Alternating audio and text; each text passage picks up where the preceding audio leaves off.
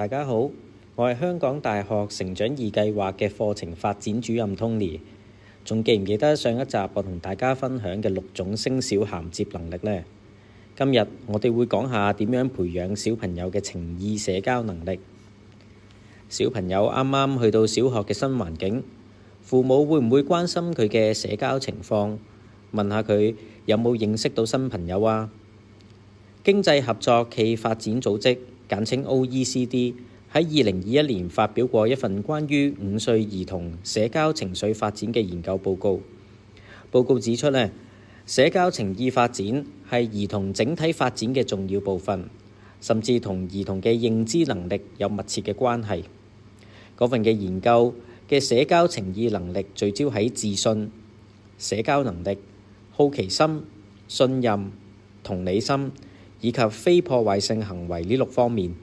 小朋友喺小學嘅新環境，面對陌生嘅老師同同學，喺社交方面可能會遇到唔少問題，例如唔理解其他人嘅感受，唔識得妥善咁表達自己嘅感受，就有機會同其他同學產生摩擦、爭執。要培養小朋友嘅情意社交能力，可以喺2方面入手。第一，要令到小朋友鍾意講學校嘅生活，父母要多啲同佢哋去傾偈，但係喺技巧上要以引導為主。例如，當小朋友同你去分享喺學校發生嘅事，家長可以問你有咩諗法或者感覺。如果你係嗰位同學，你會點做啊？喺當中培養小朋友嘅同理心。如果小朋友同你養成咗溝通嘅習慣，亦都會慢慢建立出一份信任。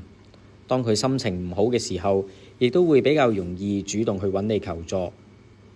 第二就係透過遊戲建立小朋友嘅社交能力。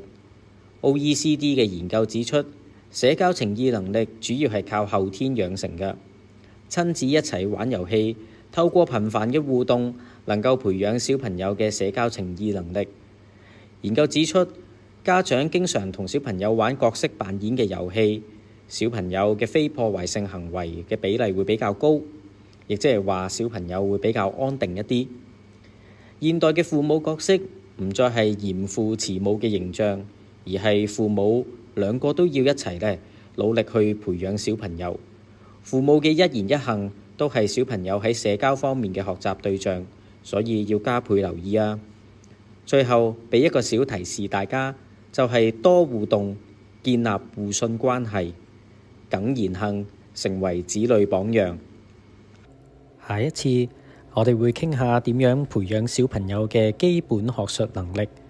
下次見。